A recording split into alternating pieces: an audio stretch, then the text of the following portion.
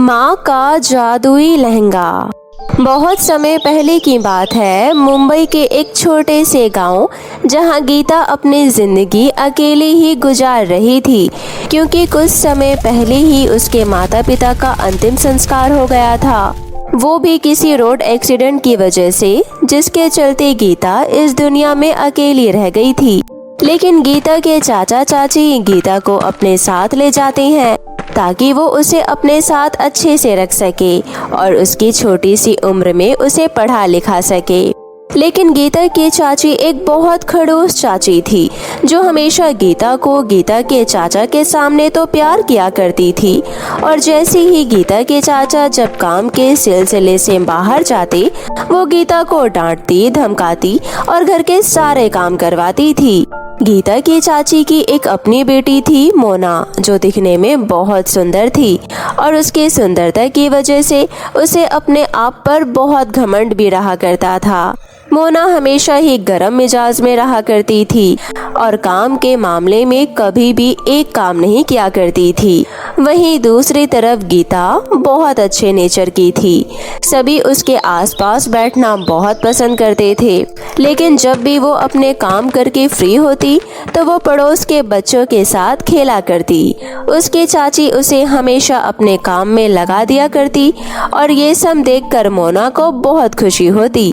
एक दिन मोना अपनी माँ से कहती है, माँ, ये पूरा दिन घर के बाहर खेलती है और आप इसे कुछ भी नहीं कहती। मैं तो हमेशा ही इससे घर के काम करवाती हूँ, इसे समय ही कहाँ मिलता है बाहर खेलने का। और रही बात खुश रहने की, तो मैं तो इसको देती ही नहीं हूँ खुश रहने। तुझे पता है ना बेटा, मुझे घर में कितनी साफ सफाई पसंद है। वो सारी साफ सफाई की जिम्मेदारी मैंने गीता पर छोड़ रखी है। चल, आज हम दोनों शॉपिंग पर चलते हैं। क्या सच्ची माँ? इतना कहकर मोना की माँ मोना के साथ कुछ समय बाद शॉपिंग पर चली जाती है और दोनों ही बाहर जाकर खूब एंजॉय करते हैं। वहीं घर में गीता घर के सारे काम संभालती है, झाड़ू, पोछा, कपड़े धोना, खाना बनाना आदि। लेकिन फिर भी गीता की हिम्मत नहीं होती थी कि वो अपने लिए तो गरम गरम रोटी बनाकर खा सके, क्योंकि उसकी चाची उस पर बहुत अत्याचार करती थी। और जैसे ही गीता काम करके फ्री होती है, गीता बाहर बैठकर बच्चों के साथ खेलने लगती है। आस पड़ोस के बच्चे उसके साथ खेलना पसंद करते थे, लेकिन थोड़ी देर बाद ही सामने से उसकी चाची और अपनी बहन को आता हुआ देखकर गीता फौरन अपने घर में घुस जाती है। हे भगवान, मुझे मेरी चाची ने देख तो नहीं लिया। अगर उन्होंने मुझे बच्चों के साथ खेलते हुए देख लिया होगा तो वो मेरी जिंदगी नरक बना देंगी। अब मैं क्या करूं? कौन सा बहाना लगाऊं जिससे मैं बच सकूं? गीता की बहन और उसकी चाची अंदर आती है और गीता से कहती है, बाहर ये सारे बच्चे बैठकर खेल रहे हैं और तू भी इनके साथ खेल रही थी ना। मैंने तुझे घर में घुसते हुए देखा, क्योंकि जैसे ही तूने हमें देखा और तू अंदर चली आई।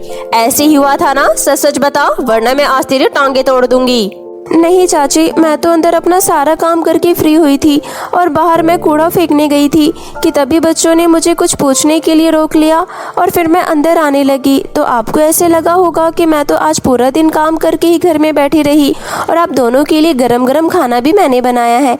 चलकर आप दोनों खा लो।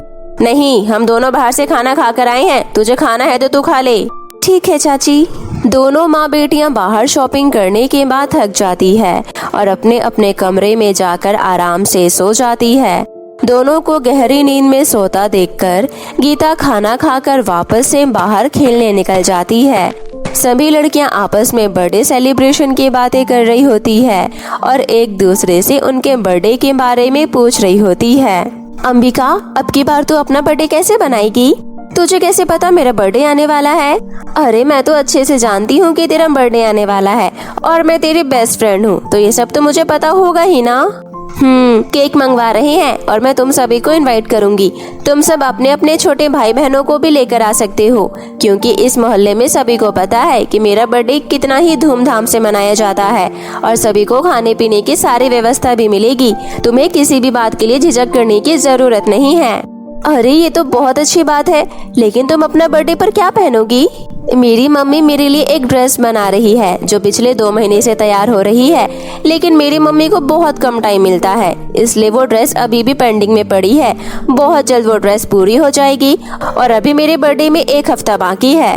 जब भी तुम्हारी मम्मी घर से बाहर जाए तो हमें अपनी ड्रेस जरूर दिखाना, हम भी तुम्हारी ड्रेस देखना चाहते हैं। सभी बच्चे आपस में बातें कर रहे होते हैं कि तभी अंबिका गीता से कहती है, गीता तुम्हारी वो मोना बहन नजर नहीं आ रही?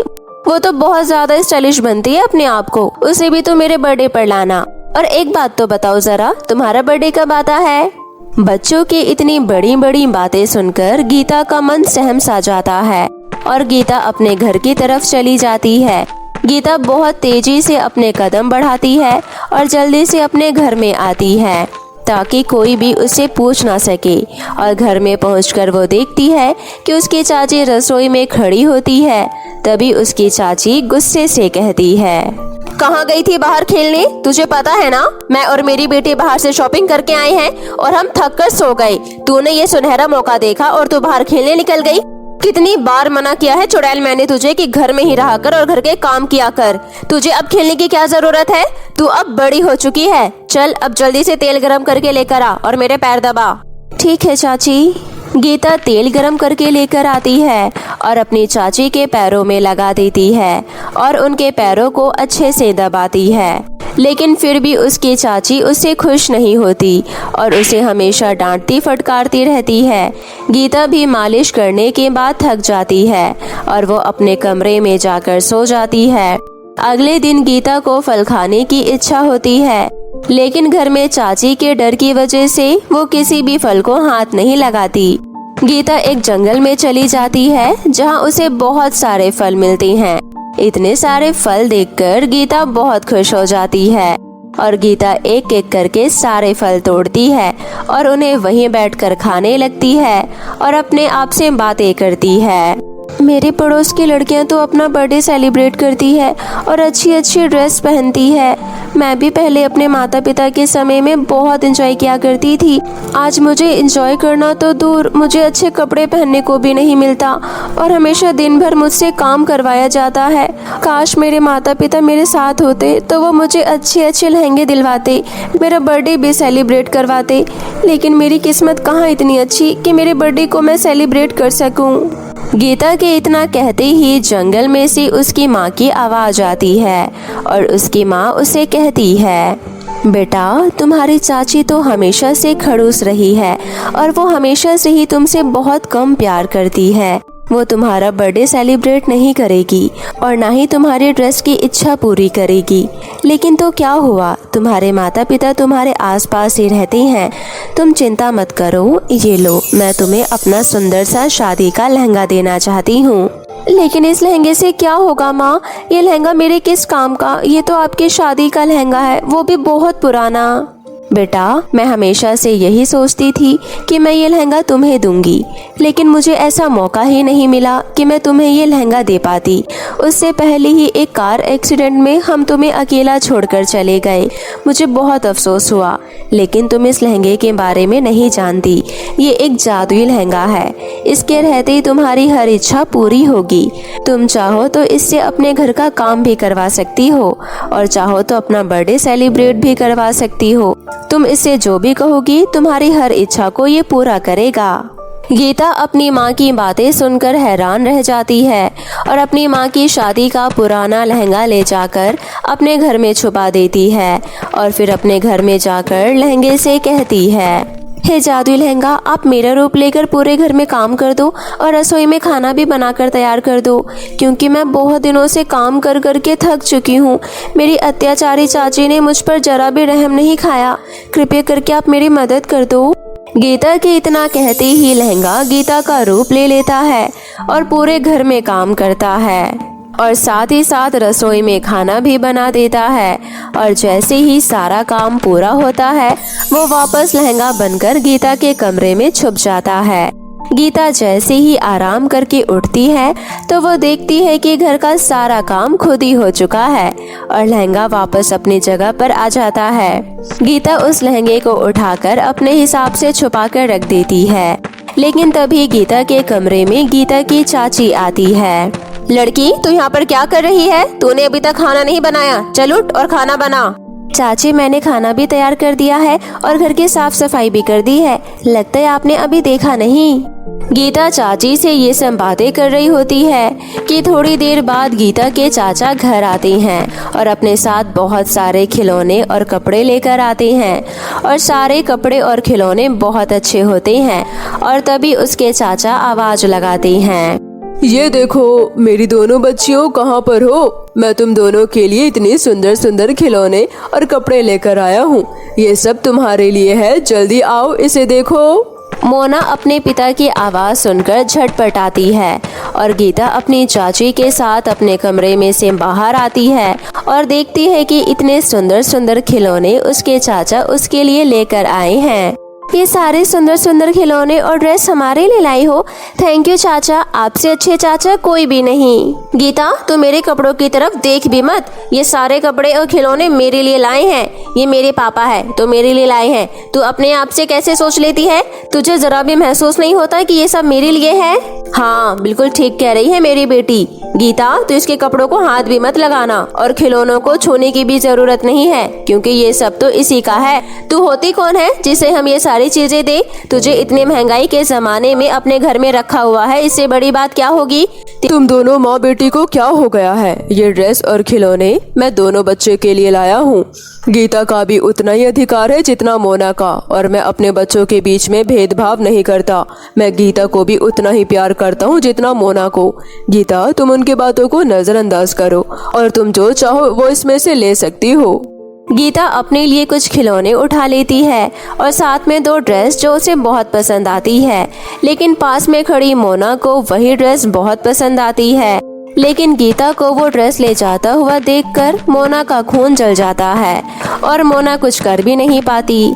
थोड़ी देर बाद गीता अपने कमरे में कुंडी लगा लेती है और उस ड्रेस को लहंगे के सामने रखकर कहती है, हे जादुई लहंगे, तुम मेरी इस ड्रेस को मेरी फिटिंग का बना दो और साथ ही साथ बहुत सुंदर ड्रेस में बदल दो, क्योंकि ये मुझे बहुत पसंद है। गीता के इतना कहते ही लहंगे में से एक दिव्य रोशनी निकलती है और उसकी ड्रेस के चारों तरफ घूमती है और उसकी वो साधारण ड्रेस एक बहुत अच्छी ड्रेस में बदल जाती है। इतनी सुंदर ड्रेस पहनकर गीता पूरे घर में घूम रही होती है और खुशी से नाच रही होती है।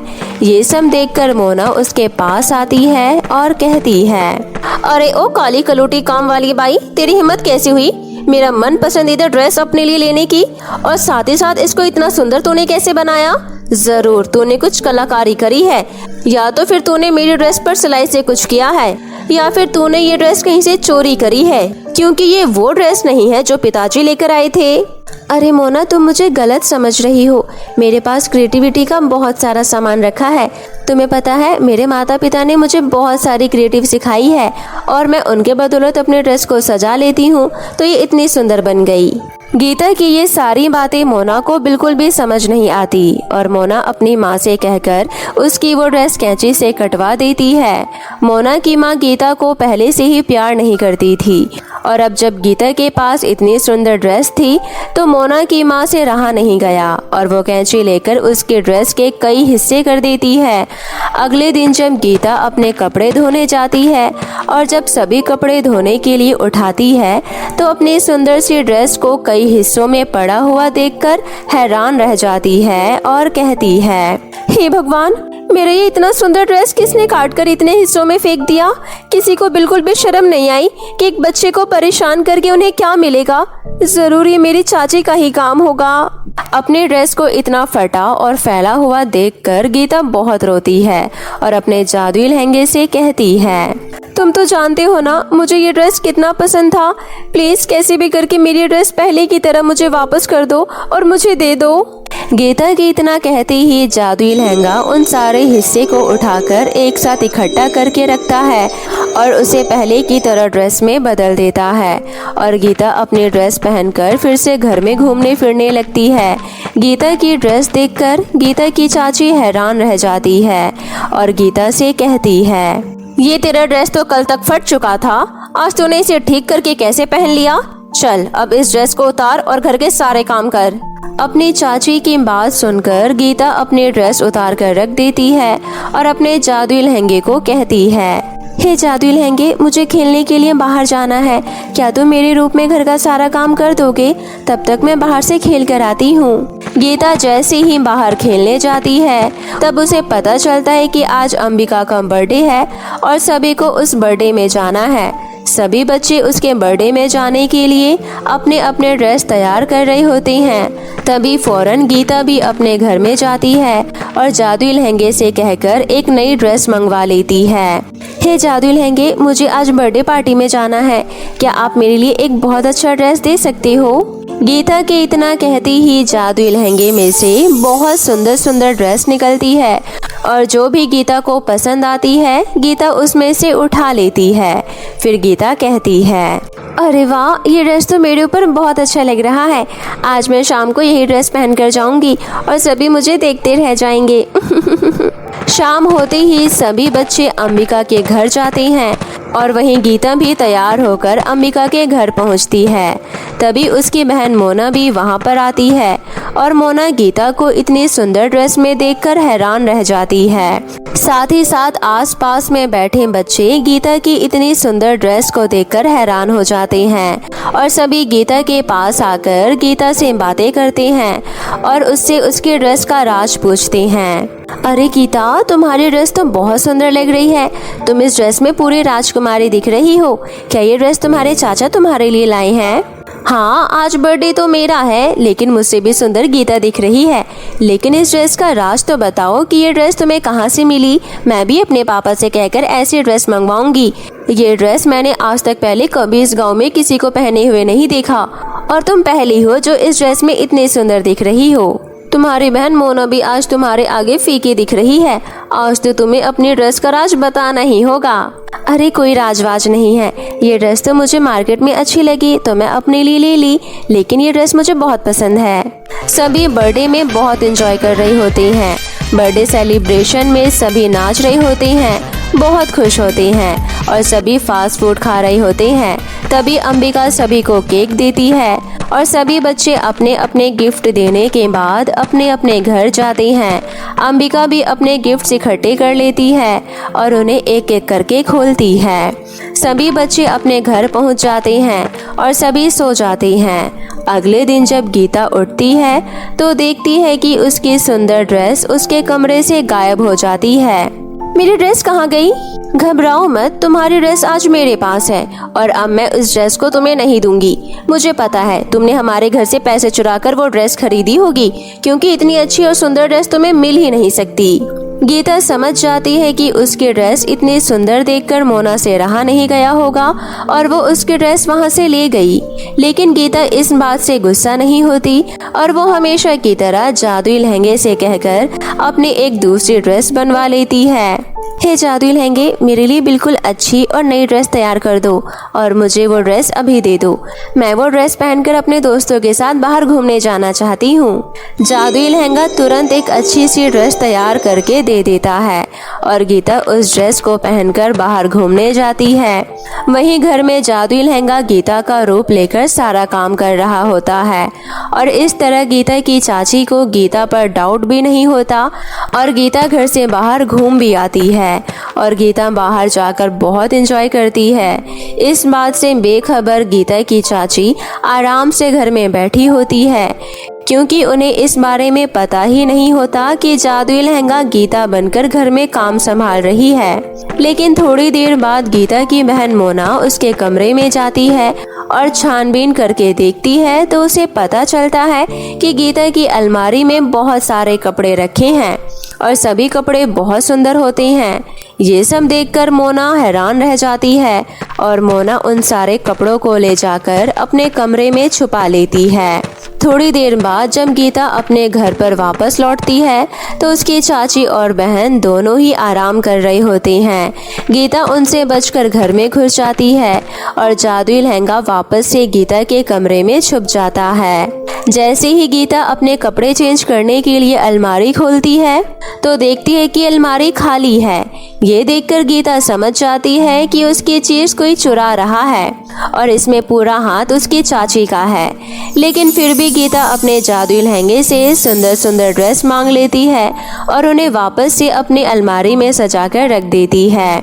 ये सब करते हुए उसकी चाची उसको देख लेती है और फिर रात को जब गीता सो जाती है तो चुपके से उसकी चाची उसके कमरे में घुसती है और उसका जादुई लहंगा चुरा लेती है। वही मैं सोचूं, इतने दिनों से उसके पास इतने सुंदर सुंदर कपड़े आ कहां से रहे हैं। अब जाकर मैं समझी, ये जादुई लहंगा उसको सारे कपड़े देता है।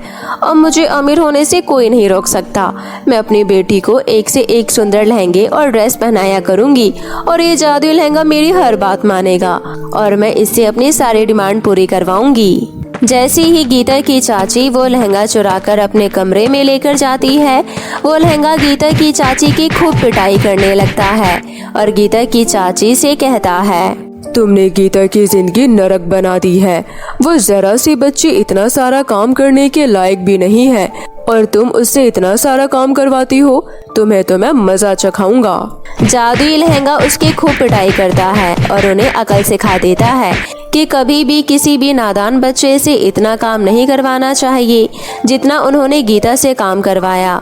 अब गीता की चाची गीता के पास जाती है और वो अपनी गलती का एहसास करती है और गीता से माफ़ी मांगती है और इस तरह गीता की चाची को और गीता की बहन को उनके किए की सज़ा मिल जाती है और दोनों ही गीता से माफ़ी मांगती है, जिसके बाद सब कुछ ठीक हो जाता है। गीता अपने ऐशो आराम की ज़िंदगी जीती है और उसकी चाची और उसकी बहन इस घर में रहते हैं। लेकिन गीता अब वो घर छोड़कर चली जाती है और अपनी ज़िंदगी अपने हिसाब से जीती है और अब गीता के पास किसी चीज़ की कोई कमी नहीं होती। गीता का जादुई लहंगा गीता के लिए हमेशा तैयार रहता है। गीता जब चाहे उससे कोई भी काम करवा सकती है और अब गीता को अपनी ज़िंदगी में मज़ा भी आने लगता है क्योंकि उसे रोकने टोकने वाला कोई नहीं होता और अब गीता जब चाहे बच्चों के साथ खेलती है और अपना बर्थडे भी सेलिब्रेट करती है।